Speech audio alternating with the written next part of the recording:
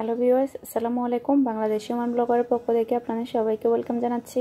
আশা করছি আপনারা সবাই অনেক ভালো আছেন। আমিও আলহামদুলিল্লাহ ভালো আছি। এখন হচ্ছে 11টা মতো বাজে। আমি দুপুরে রান্না করার জন্য একটু মশলাগুলো রেডি করে নিচ্ছি। আমি আজকে মাটন রেজালা রান্না করব। এরপরে বাসমতি চাল দিয়ে পোলাও ভাত রান্না করব।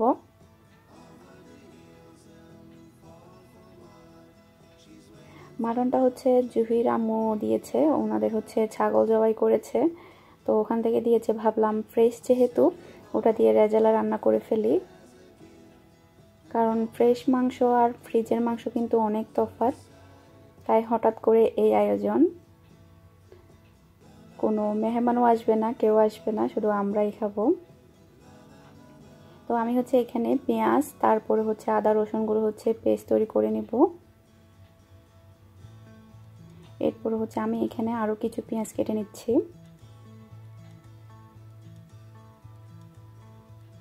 আমি আজকে যে মশলাগুলো রেডি করছি, এখানে 2 কেজি মাংসের মশলা।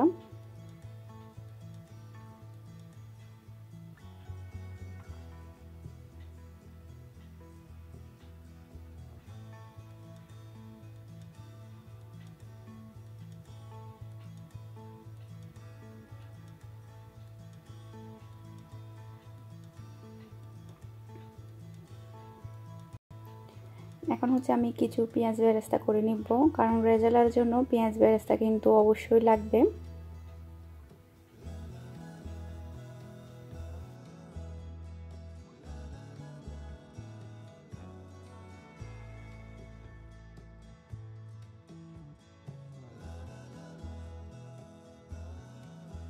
আদা রসুন পেঁয়াজগুলোকে আমি এখানে পেস্ট তৈরি করে নিয়েছি, যেগুলো আপনাদেরকে দেখিয়েছিলাম।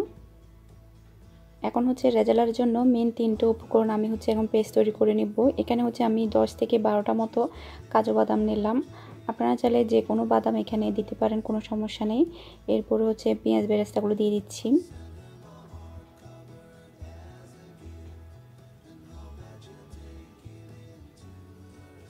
এরপর আমি দিয়ে দিব আনুমানিক হাফ কাপের মতো টক দই। এই 3টে উপকরণ কিন্তু দিতেই হবে রেজালার মধ্যে, না দিলে কিন্তু চলবে না।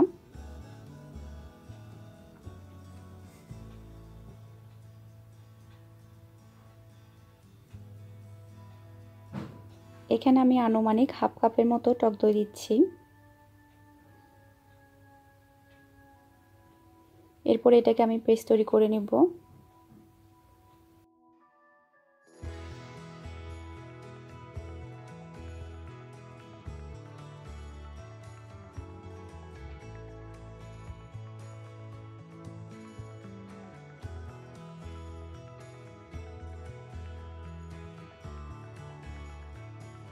এখন আমি রেজালাটা রান্না করে নিব। এর জন্য আমি পেঁয়াজ কুচি দিয়ে দিচ্ছি।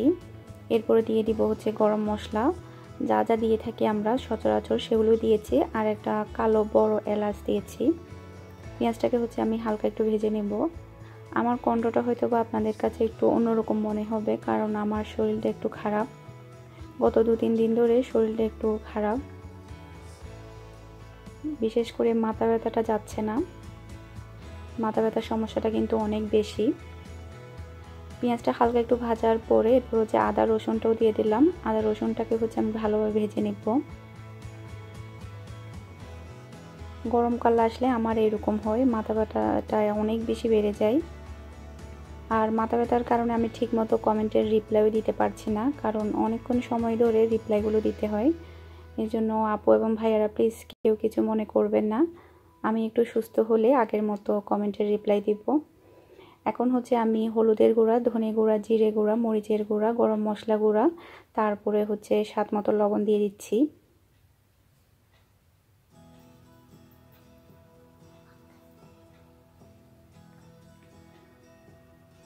এরপর আমি মশলাটাকে খুব ভালোভাবে কষিয়ে নেব।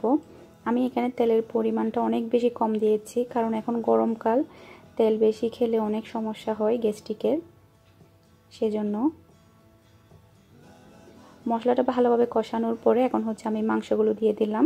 এখানে 2 কেজির মতো ছাগলের মাংস, আর রেজালার মাংসের সাইজগুলো কিন্তু একটু বড় বড় হয়।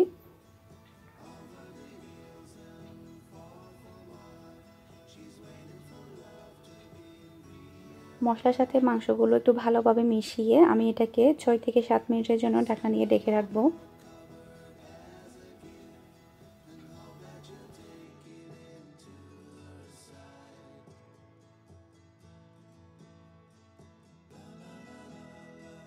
এ ফাঁকে হচ্ছে আমি পোলাওটা রান্না করে নেব। এর জন্য হচ্ছে আমি প্যানের মধ্যে ঘি দিয়ে দিচ্ছি। আপনারা চাইলে তেল দিয়ে করতে পারেন, কোনো সমস্যা নেই। এখন আমি দিয়ে দিব পেঁয়াজ কুচি, সে সাথে হচ্ছে আমি গরম মশলাগুলো দিয়ে দিব। পেঁয়াজটাকে হচ্ছে আমি হালকা ব্রাউন কালার করে ভেজে নিব। আমাকে কয়েকটা আপু বলেছিল বাসমতি চালের পোলাও রেসিপিটা শেয়ার করার জন্য, তো আমি আপুদের উদ্দেশ্যে আজকে বাসমতি চাল দিয়ে পোলাওটা রান্না করছি। আর আমি এখানে গাজরে দিব, এটাকে আপনারা চাইলে গাজর পোলাও বলতে পারেন। গাজরটা দিলে দেখতে সুন্দর লাগে, সেজন্য। এখানে হচ্ছে আমি 3 কাপ পরিমাণ পোলাও বাসমতি চাল দিলাম। চালটাকে হচ্ছে আমি খুব ভালোভাবে ধোয়ার পরে 15 মিনিটের জন্য আমি পানির মধ্যে ভিজিয়ে রেখেছিলাম। এখন আমি চালটাকে একটু ভালোভাবে ভেজে নিব।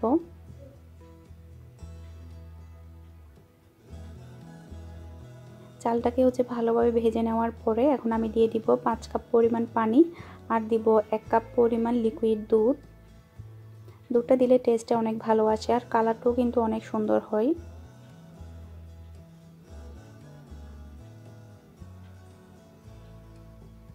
অনেক আপুরা বলে বাসমতি চাল দিয়ে যদি বিরিয়ানি পোলাও রান্না করা হয় তাহলে বাসমতি চালটা একটু ভেঙে যায়, কিন্তু আমি যেভাবে রান্না করছি এভাবে যদি রান্না করেন একটুও কিন্তু ভেঙে যাবে না।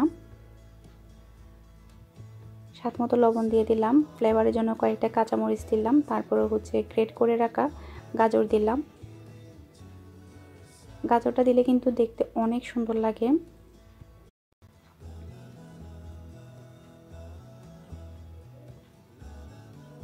এরপরের পদ্ধতি তো আমরা সবাই জানি। কয়েক মিনিটের জন্য ঢাকনা দিয়ে ঢেকে রাখবো যাতে করে পানিটা একটু টেনে আসে। এরপরে হচ্ছে এটাকে দমে দিব।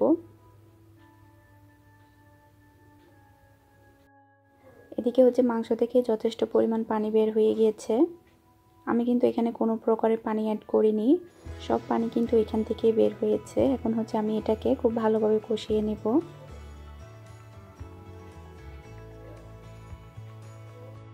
এখন হচ্ছে আমরা দুপুরের খাবারটা খেতে বসে গেলাম। আমি রেজালার পরবর্তী প্রসেসটা আপনাদেরকে দেখাতে পারিনি, আমার ভিডিওটা ডিলিট হয়ে গিয়েছে সেজন্য। বিফ রেজালার একটা ভিডিও আছে আমার চ্যানেলে, আপনারা চাইলে ওটা দেখতে পারেন। এটা আর ওটা একদমই সেম। যদি আপনারা দেখতে চান তাহলে আমি লিঙ্কটা ডেসক্রিপশন বক্সে দিয়ে দিব আপনাদের সবার সুবিধার জন্য। মিহি বলছে শুধু ঝোল দিয়ে খাবে।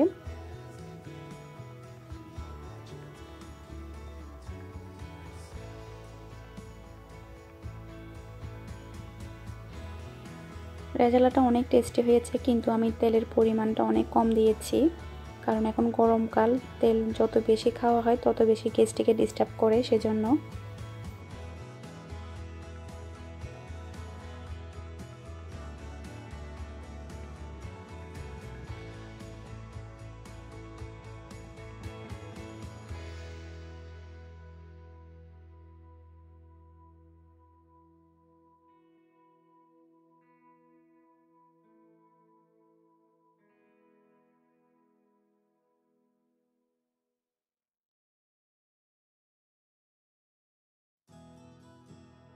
এখন হচ্ছে রাত 11টা মতো বাজে। রাতের খাবারটা খাওয়ার পরে আমরা এসেছি হচ্ছে একটা গিফট মার্কেটে।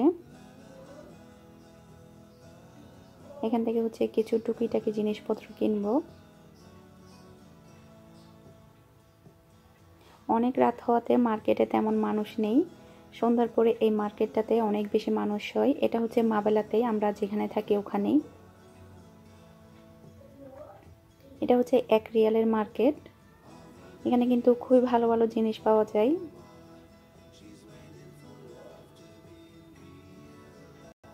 বিশেষ করে ঘরের জিনিসপত্র, তারপর হচ্ছে বাচ্চাদের খেলনাগুলো ভালো পাওয়া যায়।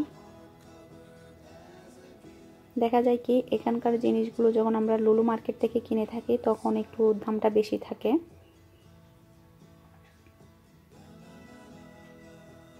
এই যে নজেল, খুবই সুন্দর সুন্দর নজেল এসেছে, কিন্তু আমি লুলু মার্কেট থেকে বেশ কয়েক আইটেমের আমি নজেল কিনেছি। কিন্তু অনেক দাম দিয়ে কিনেছি, 2 রিয়াল, 2.5 রিয়াল, 3 রিয়াল পর্যন্ত আমি নজেল কিনেছি লুলু মার্কেট থেকে। কিন্তু এখানে দেখলাম বিভিন্ন আইটেমের অনেক ভালো ভালো ভালো নজেল এসেছে, তাও সব প্রাইস হচ্ছে 1 রিয়াল। আমি তো এখন আফসোস করছি কেন নিলাম লুলু মার্কেট থেকে। এই মার্কেটগুলো তো দেখা যায় কি কিছুদিন পর পরই ওরা জিনিসপত্রগুলো চেঞ্জ করে করে আনে, যখন আসি তখন দেখা যায় না, যখন নেওয়ার জন্য আসি না তখন অনেক ভালো ভালো জিনিস পাওয়া যায়। এই যে দেখুন খুবই সুন্দর সুন্দর নজেল বিভিন্ন আইটেমের, কিন্তু আমি তো নিয়ে ফেলেছি, তারপরে আজকে নিব, কারণ ফ্লাওয়ার নজেলগুলো নিব আজকে আমি, কারণ এখানে ফ্লাওয়ার নজেলগুলো এসেছে। এখানে হচ্ছে ফ্লাওয়ার নজেলগুলো 1 রিয়াল, কিন্তু লুলু মার্কেটে দেখেছিলাম আমি আরও দাম বেশি ছিল। আর অনলাইনেও আমি দেখেছিলাম, ওরে বাবা ওগুলো তো আর হাত তো দেওয়া যাবে না এরকম দাম। অনলাইনেরগুলো সেম জিনিস, তারপরও অনলাইনে কিন্তু অনেক দাম, একদম প্রত্যেক আইটেমের এসেছে নজেলগুলো।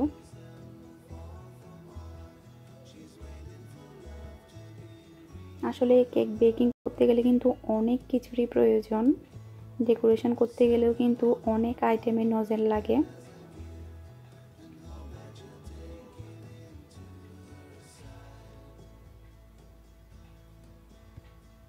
আমি তো শুধু এখন পর্যন্ত জিনিসপত্র কিনেই যাচ্ছি।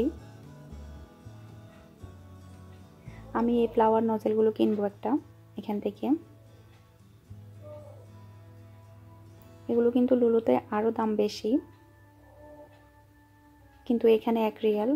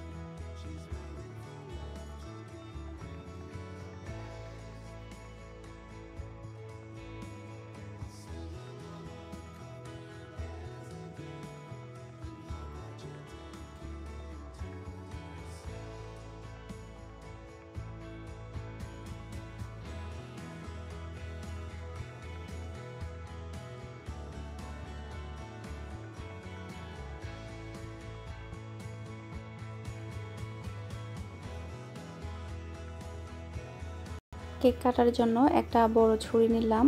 এই মার্কেটগুলোতে আসলে আমার ইচ্ছে করে বস্তা ভরে সব কিছু নিয়ে যাই বাসার মধ্যে, কারণ প্রত্যেকটা জিনিস এত বেশি কিউট কিউট থাকে বলার মতো না।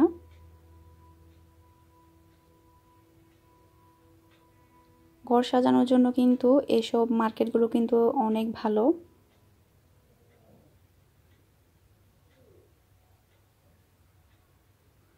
এখানে কিছু গিফট বক্স আছে অনেক কিউট কিউট, কাউকে যদি গিফট দেওয়া যায় তাহলে এখান থেকে নেওয়া যাবে।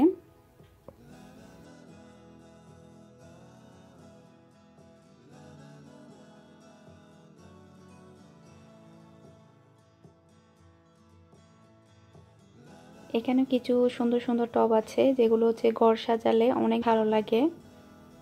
আমি মাঝে মধ্যে একটা দুইটা করে কিনে নিয়ে যাই, আমার বাসার মধ্যে আছে সেজন্য আমি নিচ্ছি না, আরও কিছুদিন পরে বিভিন্ন আইটেমে নিয়ে যাব। আসলে খুব বেশি কেনা হয় না, কারণ আমার ঘরটা ছোট, মাত্র 2 রুম, তেমন কোনো জায়গা নেই যে এগুলো দিয়ে সাজাবো। ঘর বড় হলে কিন্তু অনেক সুন্দর করে সাজানো যায়। এই যে দেখুন প্রত্যেকটা ফ্লাওয়ারের টব কিন্তু অনেক কিউট কিউট, অনেক সুন্দর।